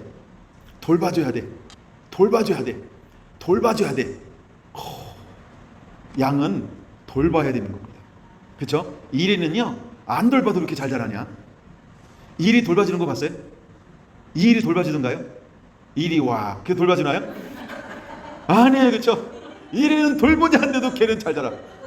근데 양은, 그렇죠? 양은 돌봄을 받아야 돼요. 돌봄을. 예? 이게 밭의 비유예요. 이게 밭의 비유라고 하는 거예요. 이게 밭의 비유예요. 그 다음에 두 번째, 우리의 심령이 밭이죠. 자, 그러면 우리의 심령이 밭인데, 이제 내가 예수님을 임금과 구주로 모셔드렸어요. 그럼 그때부터 우리는 무엇을 받아야 할까요? 하나님의 관리를 받아야 돼요. 만약에 예수님을 임금과 구주로 받아들이고 하나님과 관리를 받지 못한다, 그러면 내 마음밭은 어떻게 될까요? 금방 사단이 내 마음에 다가와서요 영적이지 않고 육적으로 변해버린다는 거예요. 이게 내 심령 밭이에요. 여러분들 나중에 시간 되면 찾아보세요. 마태복음 13장에 하나님이 그 밭에 좋은 걸 심었는데 자는 중에 마귀가, 사단이 와서 뭘 뿌리고 가요? 가라지를 뿌리고 가요. 그러니까 내 마음밭에 하나님의 씨앗이 떨어졌어도 사단은 내 마음속에 뭘 뿌릴 수 있다? 사단은 내 마음에 올 수 있나요? 못 오나요? 옵니다. 못 오는 거 아닙니다. 자물쇠를 100개를 채워도 옵니다. 비밀 금고를 갖다 놔도 옵니다. 숫자를 100자리로 만들어봐라. 못 오나? 그 숫자와 상관하지 않고 귀신의 능력이 있어요. 그래서 내 마음에 온다는 거예요. 그래서 내가 하나님이 내 마음을 지켜주지 않으면, 내가 하나님을 향하여 감사하지 아니하면, 내가 하나님을 향하여 손을 내밀지 아니하면 이길 수 없다는 거예요. 그래서 우리는 하나님의 뭐가 필요한 거예요? 돌보심이 필요한 거예요. 돌보심. 근데 이 가라지는요 안 돌봐도 지가 막 뺏어 먹어. 남의 양식을. 그게 가라지예요. 그래서 이 잡초의 번식력은 대단한 겁니다. 잡초의 번식력은 대단한 겁니다. 그런데 잡초도요 그냥 냅두잖아요. 그러면 언제까지 자라날까요? 걔도 한계가 있어요. 근데 잡초 속에 뭐는 자라지 못할까요? 알곡은 자랄 수 없다는 거야. 잡초도 무한정 자라나진 않아요. 그러니까 죄를 놔두잖아요. 쟤끼리. 그럼 쟤끼리 알곡이 있으면 알곡을 잡아먹기 위해서 애들이 막 힘쓰게 쓰고 막 얼마나 자라나는지 몰라요. 그런데 다 잡아먹었잖아요. 더 이상 잡아먹을 게 없잖아요. 그럼 걔들은 어떨까요? 걔들도 놀아요. 그래서 잡초도 재성도 한계가 있다. 하여간 이제 그런 걸 우리가 볼 수 있어요. 우리 밭에 우리 마음밭을 우리가 지키는 자가 되어야 합니다. 자, 이제 4장으로 한번 넘어가 볼게요. 4장으로 넘어갈게요. 3절 봅니다. 4장 3절. 세월이 지난 후에, 이 말 멋있죠? 세월이 지난 후에 가인은 땅의 소산으로 제물을 삼아 여호와께 드렸고, 아벨은 자기도 양의 새끼 첫 새끼와 그 기름으로 드렸더니 여호와께서 아벨과 그 제물을 받으셨으나 가인과 그의 제물은 받지 아니하신지라. 가인이 몹시 분하여 안색이 변하니 여호와께서 가인에게 이르시되 내가 분하여 함은 어찌 됨이며 안색이 변함은 어찌 됨이냐. 7절 같이 읽습니다. 내가 선을 행하면 어찌 낯을 들지 못하겠느냐. 선을 행하지 아니하면 죄가 문에 엎드려 있느니라. 죄가 너를 원하나 너는 죄를 다스릴지니라. 할렐루야. 여러분 다 똑같다는 거예요. 그러면 아담과 하와는 죄를 다스릴 수 있었을까요? 없었을까요? 있었다는 거예요. 그러면 유다는 죄를 다스릴 수 있었을까요? 없었을까요? 이스라엘은 죄를 다스릴 수 있을까요? 없을까요? 그럼 오늘 성결한 교회는 죄를 다스릴 수 있을까요? 없을까요? 오늘 나는 죄를 다스릴 수 있을까요? 없을까요? 있다는 겁니다. 하나님은 죄를 다스리라 이렇게 말하고 있는 거예요. 우리는 죄를 이길 수 있다는 겁니다. 죄를 이길 수 있다라고 하는 이 말이 뭘까요? 시험에 통과할 수 있다 이 말인 거예요. 그렇죠? 그래서 하나님이 말라기에 뭐라고 말합니까? 야, 온전한 11절을 나의 창고에 들여 나를 시험하여 보라 이렇게 말하는 거예요. 왜 시험하여 보라고 말하고 있을까? 우리가 선택할 수 있기 때문이라는 거예요. 즉 죄를 다스릴 수 있기 때문에 라고 하는 거예요. 여러분, 우리는 죄를 다스릴 수 있는 존재라고 하는 걸 믿으시기 바랍니다. 그러므로 우리는 하나님 앞에 뭐 하는 자가 되어야 된다? 감사하는 자가 되어야 된다. 그게 무엇이냐면 내가 도둑질한 11조와 봉헌물을 하나님께 드리는 거예요. 그럼 10의 1조라고 하는 건 뭐예요? 하나님이 뭘 줬는데 10개 중에 하나, 그걸 드리는 게, 감사하는 게 11조인 거예요. 그렇죠? 그 다음에 모든 앞에 예배 드리러 나갈 때마다 뭘 가지고 나가야 돼요? 이제 그 레위기에 나오는 거예요. 예물을 가지고 나가야 돼. 예물 없이 하나님 앞에 나갈 수가 없어요. 이게 예배입니다. 그래서 하나님은 우리에게 예물을 원해요. 우리에게 예물을 원해요. 근데 예물을 원하는데 우리가 없는 게 없어서가 아니라 하나님 먼저 우리에게 주었으니까 너 그 준 거 중에서 내게 드려라, 이걸 요구하는 거예요. 근데 하나님은 우리에게 기본적으로 뭘 준다고요? 좋은 것. 그리고 하나님 앞에 무엇을 드려야 된다? 좋은 것. 그 다음에 하나님을 하나님에게 드리라고 하는 거예요. 이게 이제 봉헌물이라고 하는 의미인 것입니다. 그러면 하나님이 우리에게 어떻게 채워주겠다는 거예요? 쌓을 것이 없도록. 할렐루야. 그럼 여기 어떤 법칙이 작동되는 거예요? 30배, 60배, 100배. 할렐루야. 하나님은 우리에게 공급해 줄 때요, 늘 이런 하나님의 법칙으로 우리를 공급해 주는 거예요. 하나님이 이렇게 주지 않아요. 내가 하나 드렸으니까 너 하나. 야, 나는 눈엔 눈이야. 너 하나냐? 나도 하나야. 이렇게 하지 않습니다. 하나님은 그렇게 하지 않아요. 하나님은 그렇게 하지 않아요. 하나님은요 30배, 60배, 100배 해요. 하나님 그렇게 해주시겠다는 거예요. 이게 하나님의 방법이라고 하는 것입니다. 자, 근데 왜 아벨의 제사는 받고 가인의 예배는 받지 않았을까? 아까 제가 답을 가르쳐줬죠? 거기다가 적어 놓으셔야 돼요. 히브리서 11장 몇 절이죠? 7절. 그게 답입니다. 아벨은 무엇으로 드렸다? 예배를 믿음으로 드렸다. 가인은 무엇으로? 5절이래요. 4절이래요. 예, 11장 4절 맞습니다. 예, 제가 딴 거 보고 있었어요. 예, 지금 7절. 예, 창세기 4장 7절인데 제가 히브리서 11장은 4절입니다. 아벨은 무엇으로 드렸다? 믿음으로 드렸다. 그 다음에 가인은 무엇으로 드렸다? 자기 생각으로 드렸다. 그게 답이에요. 그래서 하나님은 자기 방법으로 드리는 걸 받을 수가 없어요. 그래서 이스라엘 백성들에게 뭐라고 말하냐면 너희는 나의 것을 도둑질하고도, 아니 우리가 어떻게 주님 것을 도둑질하였나이까? 곧 11조와 헌물이라, 이렇게 말하는 거예요. 하나님께서 원하시는 걸 드리지 않고요, 자기 수준의 정성, 자기 수준의 최선, 자기의 수준에서 이 정도, 이건 하나님이 원하는 방법이 아니라는 거예요. 그래서 아벨은 무엇으로 드렸다? 믿음으로 드렸다. 믿음이 뭘까요? 하나님의 말씀이요. 자, 믿음이 어디서 생긴다? 말씀에서. 그러니까 하나님이 원하시는 대로 드리는 예배, 이게 아벨의 제사라고 하는 거예요. 그럼 오늘날 우리가 어떤 예배자가 되어야 할까요? 하나님이 원하시는 예배. 그러면 시험에 통과할 수 있습니다. 그게 시험에 통과하는 거예요. 자, 우리가 문제를 냈어요. 내가 쓰고 싶은 것을 썼다. 그러면 맞을까요? 틀릴까요? 선생님이 체크해 봐야 됩니다. 근데 내가 쓰고 싶은 걸 쓴다고 맞는 게 아니고요, 문제를 낸 사람이 뭐가 있다? 의도가 있죠. 의도. 그러면 답을 쓰는 사람은 누구를 생각해야 돼요? 수업 시간에 뭘 가르쳤지? 수업 시간에 선생님이 어떤 의도로 이거를 말했지? 그래서 가르친 의도를 가지고 이 문제를 낸 의도를 파악하고 그것을 소술해야만 좋은 점수를 얻을 수 있는 거예요. 이해가 되십니까? 근데 가끔 우리는 하나님 앞에 예배한다고 하는데 어떤 식으로 나간다? 자기 방법으로, 자기식으로. 이게 말라기 시대의 예배라는 거예요. 근데 이 말라기 시대의 예배가 언제부터 시작이 됐어요? 언제부터 시작됐어요? 4장 3절. 세월이 지난 후에 가인과 하벨이 하나님께 예배를 드리는데, 그때부터 어떤 예배가 시작이 됐어요? 자기식의 예배, 즉 하나님이 받을 수 없는 예배. 하나님의 받을 수 없는 예배가 이때부터 시작이 된 거예요. 근데 이 예배가 멈추지 않고 지금 어디까지 왔어요? 말라기. 그러면 말라기 시대의 이 잘못된 예배가 지금 어디까지 오고 있어요? 오늘까지 이 잘못된 예배가 오고 있는 거예요. 그러면 오늘 우리가 이제 무엇이 정말 회복되어져야 할까요? 하나님이 받으실 만한 이 예배가 우리 안에 회복되어져야 한다는 거예요. 여러분, 11조와 봉헌물은 첫째 어떤 의미가 있냐면 예배라는 거예요. 예배. 하나님 받으실 만한 예배라고 하는 거예요. 예배. 여러분들 이것이 회복되어지게 되기를 원합니다. 예, 제가 이제 수요일 날이나 금요일 날쯤 될 것 같아요. 이거 세 가지 의미는 그때 가르쳐 드릴게요. 지금 아마 설교가 밀려 있으니까 내가 그걸 가르쳐 주고 그걸 제가 같이 한번 할 거예요. 근데 하나님이 우리에게 원하는 예배가 있다는 거예요. 여러분 예배가 여러분 삶 가운데 그대로 회복되어지게 되기를 원합니다. 할렐루야.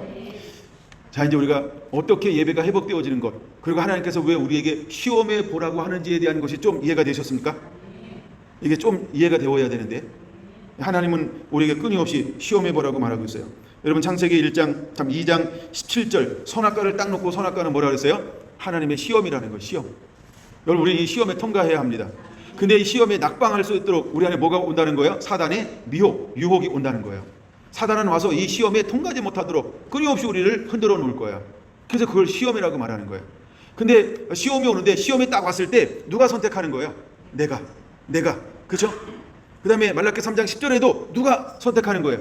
온전한 11절을 들을지 아니면 온전하지 못한 걸 들을지 누가 하는 거예요? 내가. 그래서 시험이라는 거예요. 그래서 시험이라고 하는 거예요. 예, 나중에 여러분 신명기 8장도 여유가 되면 볼 건데, 신명기 8장도 동일합니다. 하나님이 그들을 뭐 하신 거예요? 그들을 왜 광야에서 40년 동안 줄이고 목마르고 40년 동안 광야를 걷게 했나요? 그들을 시험하사. 뭘 시험한 거예요? 내 생각이 어떤지, 내 마음이 어떤지, 내가 내 말을 순종하는지. 하나님 그 마음을 뭐 한 거예요? 시험, 마음을 보기 원했어요. 그러니까 이것은 뭐 하는 거예요? 테스트죠. 근데 이 시험에서 그때 이스라엘 백성들이 무엇을 선택해야 했을까요? 선택의 문제라는 것입니다. 그래서 시험이 올 땐 연필을 굴리는 게 아니고요, 선택을 잘 하셔야 돼요. 이 선택이라는 겁니다. 이제 앞으로 여러분들은 무엇을 선택하는 자가 될 것입니까? 여기서 우리가 이기는 자가 되어야 할 줄로 믿습니다. 그런데 구약만 보고 나면은 약간 쓸쓸해요. 신약으로 좀 넘어와서 몇 가지 더 보고 말씀을 마칠게요. 누가복음 9장으로 보겠습니다. 누가복음 9장 57절, 저 맨 뒤로 한번 넘어가 볼게요. 누가복음 9장 57절 준비됐나요? 길 가실 때 어떤 사람이 여짜오되 어디로 가든지 나는 따르리이다. 나는 따르리이다. 이제 여기 체크 한번 해주세요. 그럼 난 예수님을 따라가겠다라고 할 때 예수님은 그에게 무엇을 요구하던가요? 58절 예수께서 이르시되 여우도 굴이 있고 궁중에 새도 집이 있을 때 인자는 머리 둘 곳이 없어 근데도 따라오겠니? 요구하고 있는 것입니다. 날 따른다고? 야, 너 날 따르면요, 날 따르면 너 아무것도 없어. 아무것도 없어도 괜찮겠니? 너 날 따라올 수 있겠어? 내가 아무것도 없는데? 주님이 그에게 따라오는 사람에게 뭘 요구한다고요? 여우도 굴이 있고 궁중에 새도 집이 있는데 인자는 머리 둘 곳도 없어. 근데 날 따를 수 있겠어? 뭘 요구하는 걸까요? 이 땅에 있는 모든 야망, 이 땅에서 추구하는 그 모든 것들을 내려놓지 않으면 너 날 못 따라와. 여러분 주님은 우리에게 그거를 요구하고 있습니다. 많은 사람들이 예수님을 따르고 싶어 할 거예요. 근데 다른 생각을 가지고 있으면서 따르니까 유혹에 넘어가는 거예요. 근데 그래서 주님은 처음부터 정직하게 말하는 거예요. 야, 날 따르는 거는 다 버리고 아무것도 없이 해야 돼. 모든 걸 다 내려놔야 돼. 그래야만 날 따를 수 있는 거야. 여러분 주님이 그것을 말하고 있어요. 이게 뭡니까? 시험이라는 거예요. 시험이라는 거예요.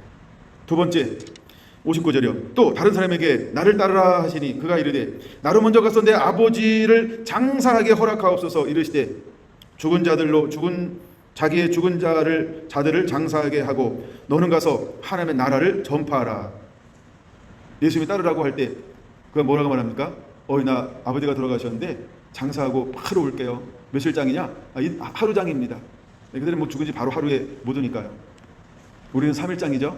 그리고 따라가겠어요. 그럼 시간적으로 한나절 이 정도 걸리면 되잖아요. 근데 예수님이 그게 뭐랍니까? 야, 죽은 자는 죽은 자가 장사하게 너는 나를 따라. 그러면 가서 복음을 전하는 자가 돼. 그게 나를 따르는 거야. 여러분 여기서 주님이 우리에게 무엇을 보여주고 싶어 하는 걸까요? 시험이라고 하는 것은 아무것도 매이는 게 없다는 거예요. 예수님을 정말 따르기 원합니까? 자기 생각이 없어야 돼요. 자기 뜻이 없어야 돼요. 내가 하고 싶은 것이 없어야 돼요. 내가 취하려고 하는 것이 없어야 돼요. 그래야 주님을 따를 수 있는 거예요. 여러분 우리가 도둑질하는 것은 왜 도둑질할까요? 뭘 가지고 싶은 거예요. 뭘 소유하고 싶은 거예요. 뭘 취하고 싶은 거예요. 뭘 나도 한번 해보고 싶은 거예요. 잠시 동안이라도, 잠깐이라도 내가 뭔가 해보고 싶으니까 그걸 도둑질하는 거예요. 위치 이동을 그냥 시키나요? 아무 생각 없으면요 그냥 놔두는 거예요. 여기 100만 원이 떨어졌어도 저 100만 원 떨어졌네 그냥 가는 거야. 여기 금덩어리가 떨어졌잖아. 나랑 상관이 없잖아. 그냥 가는 거예요. 그렇죠? 주님이 나를 따를 때 뭘 요구하는 거예요? 이런데 너 유혹 받지 말라는 거예요. 만약에 돈에, 만약에 금에, 만약에 명예, 만약에 건강에, 만약에 뭐 하여간 우리가 원하는 어떤 이런 것들이 있다라고 한다면 그곳으로 인하여 주님을 따를 수 없다는 거예요.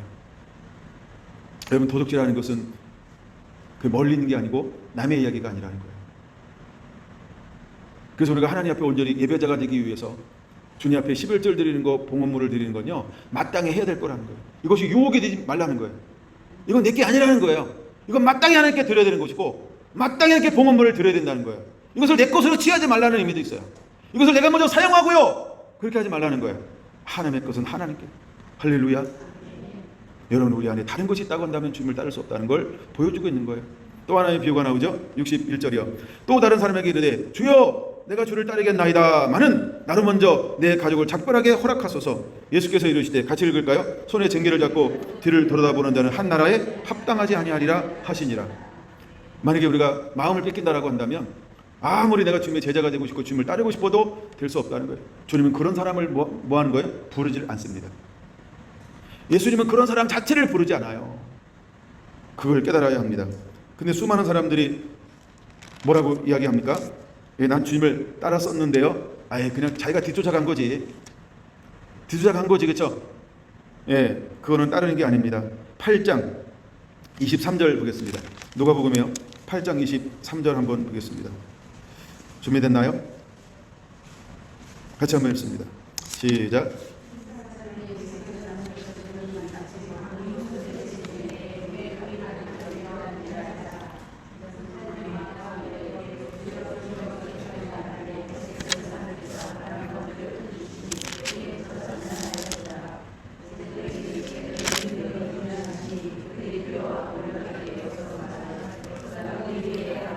아멘. 제가 다른 데 읽었어요. 9장 23절이요. 죄송합니다. 9장 23절입니다. 제가 잘못 적어놨어요, 하나를.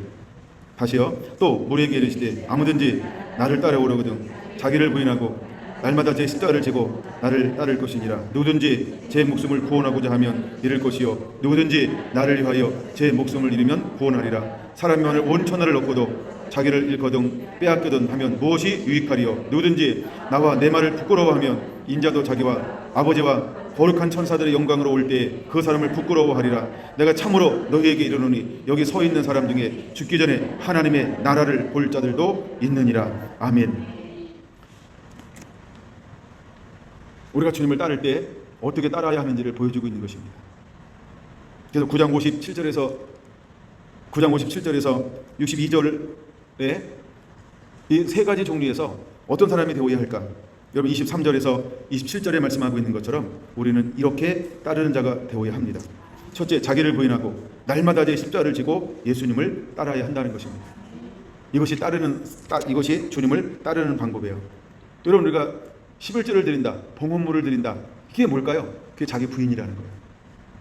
우리가 봉헌물을 드린다, 이건 자기 십자가라고 하는 거예요. 매일매일 드려야 될 자기 십자가라고 하는 거예요. 봉헌물을 드린다, 11절을 드린다, 우리가 하나님께 예배한다는 건 뭘까요? 이것은 자기 전부를 하나님께 드린다, 이런 의미가 있다라고 하는 것입니다. 그렇지 않으면 주님을 우리가 온전히 따라갈 수 없습니다. 이제 8장으로 넘어와서 8장 27절 보겠습니다. 누가복음이죠.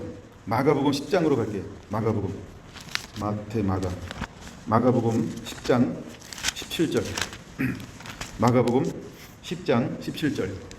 준비됐나요? 자, 이제 한 청년이 예수님께 나왔어요. 예수께서 길을 나가실 때 한 사람이 달려와 꿇어 앉아 묻자오되, 선한 선생이여, 내가 무엇을 하여야 영생을 얻으리까? 그랬더니 예수님께서 그에게 무엇을 말합니까? 다 버리고 나를 쫓으라. 21절 같이 한번 읽습니다. 시작. 예수께서 그를 보시고 사랑하사 그에게 이르시되, 내가 아직도 한 가지 부족한 것이 있으니 가서 내게 있는 것을 다 팔아 가난한 자에게 주라. 그래야만 하늘에서 보화가 내게 있으리라. 그리고 와서 나를 따르라 하시니. 아멘. 여러분과 예수님을 따르는 방법, 예수님은 그 부자 청년에게 무엇을 시험하고 있나요? 온전한 11절을 나의 창고에 들여 내가 하늘문을 열고 너에게 쌀 것이 없도록 붙지 않아 벌하라고 할 때 예수님은 이 청년에게 무엇을 요구하고 있는 건가요? 한 가지 부족한 것이 있다. 그래서 내게 있는 것을 다 팔아 가난한 자에게 주고 와서 나를 따를 것을 요구하고 있습니다. 여러분, 우리에게 11조와 봉헌물이라고 하는 것은 어떤 의미가 있을까요? 단순히 첫 것의 의미만 있는 게 아니에요. 모든 것은 하나님의 것입니다. 모든 것은 하나님의 것입니다라고 하는 이러한 의미가 있다는 거예요. 그럴 때 하나님은 이 청년에게 무엇을 주겠다고 말씀하고 있어요? 땅의 것이 아닌 하늘의 보화를 주겠다는 거예요. 하늘의 문을 열어주어서 이 땅에 있는 것이 아닌 뭘 주겠다는 거예요? 하늘에 있는 것으로 내가 너를 공급해 주겠다.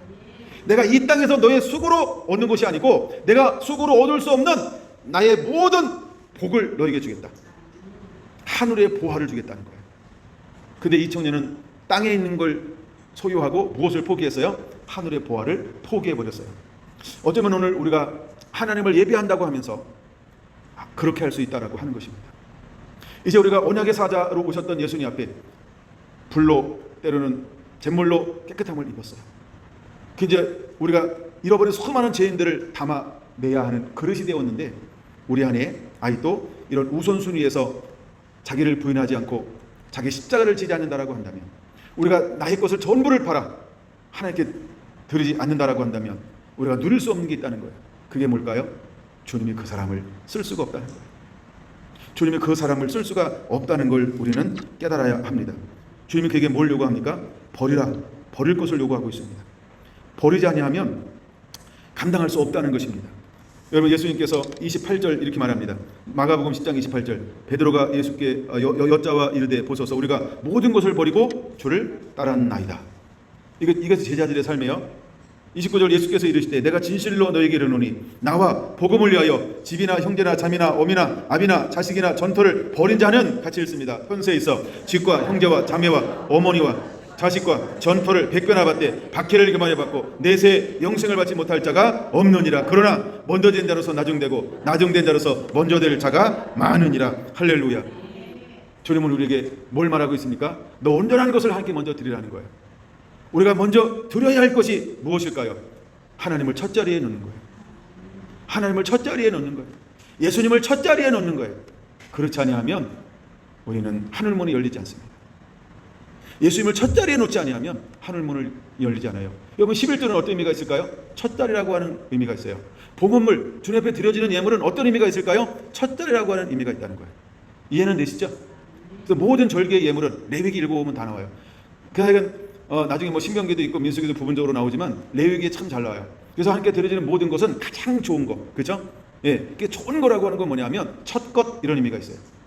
그래서 이것은 뭐냐 하면 첫 것을 드리라, 가장 좋은 것을 드리라 이 말이에요.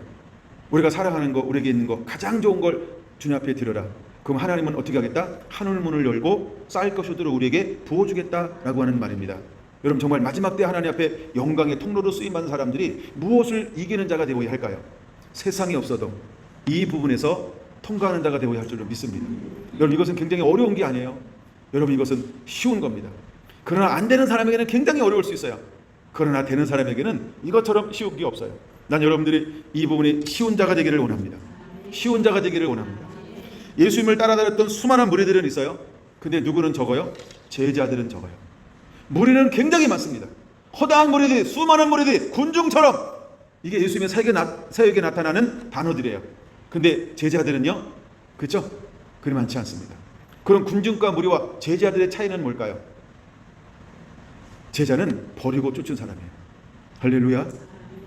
12제자가 있어요. 70인 제자가 있어요. 그렇죠? 그 다음에 70인 제자의 12제자에 속하지 않은 또 다른 제자들이 있어요. 그들은 하나같이 어떤 사람들일까요? 전부를 버리고 예수님과 함께했던 사람이에요. mat대라고 하는 사람, 뭐 70인 제자 중에 한 사람이라는 이런 설도 있습니다만, 여러분, 그 사람은 어떤 사람일까요? 처음부터 끝까지 예수님과 함께했던 제자. 그럼 처음부터 끝까지 함께하기 위해서 필요한 조건이 뭘까요? 전부를 버리고 주를 쫓은 사람이라는 거예요. 그럼 여러분, 우리의 일생 어떤 삶을 살아야 할까요? 처음부터 주님이 오시는 그날까지 전부를 버리고 예수님을 첫 자리에 놓는 자가 되어야 할 줄로 믿습니다. 이것이 11조와 봉헌물이라고 하는 개념이에요. 11조와 봉헌물이라고 하는 개념이에요. 여러분이 이것을 삶의 그대로 회복되는 그런 삶의 주인공이 되기를 예수님의 이름으로 축원을 드립니다. 할렐루야. 마가복음 8장이에요. 마가복음 8장. 이번엔 8장 맞아요. 27절. 자, 한 번은 예수님께서 제자들에게 묻습니다. 뭐라고요? 사람들이 나를 누구라고 하느냐라고 묻습니다. 그랬더니 또 한 번은 예수님이 제자들에게 묻습니다. 너희는 나를 누구라고 하느냐라고 말합니다. 그랬더니 뭐라고 말합니까?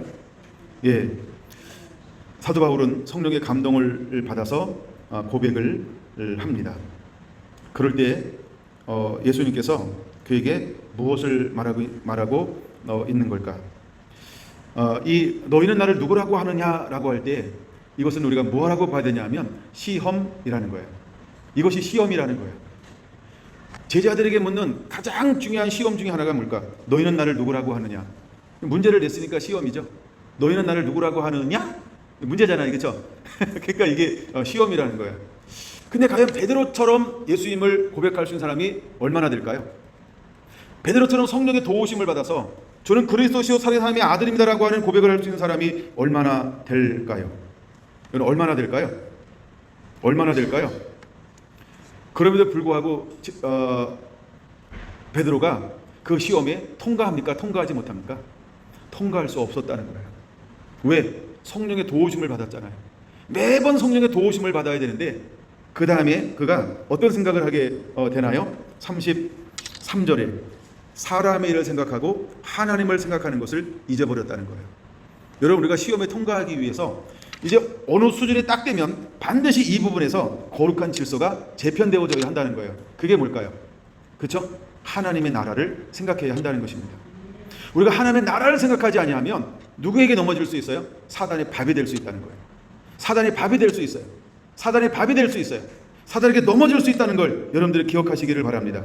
그래서 주님은 그에게 무엇을 요구합니까? 34절 누구든지 나를 따라오려거든 자기를 부인하고 자기 십자가를 지고 나를 따를 것이니라. 누구든지 자기 목숨을 구원하고자 하면 잃을 것이요 나와 복음을 위하여 자기 목숨을 잃으면 구원하리라. 사람이 만일 온 천하를 얻고도 자기 목숨을 잃으면 무엇이 유익하리요? 사람이 무엇을 주고 자기 목숨을 바꾸겠느냐?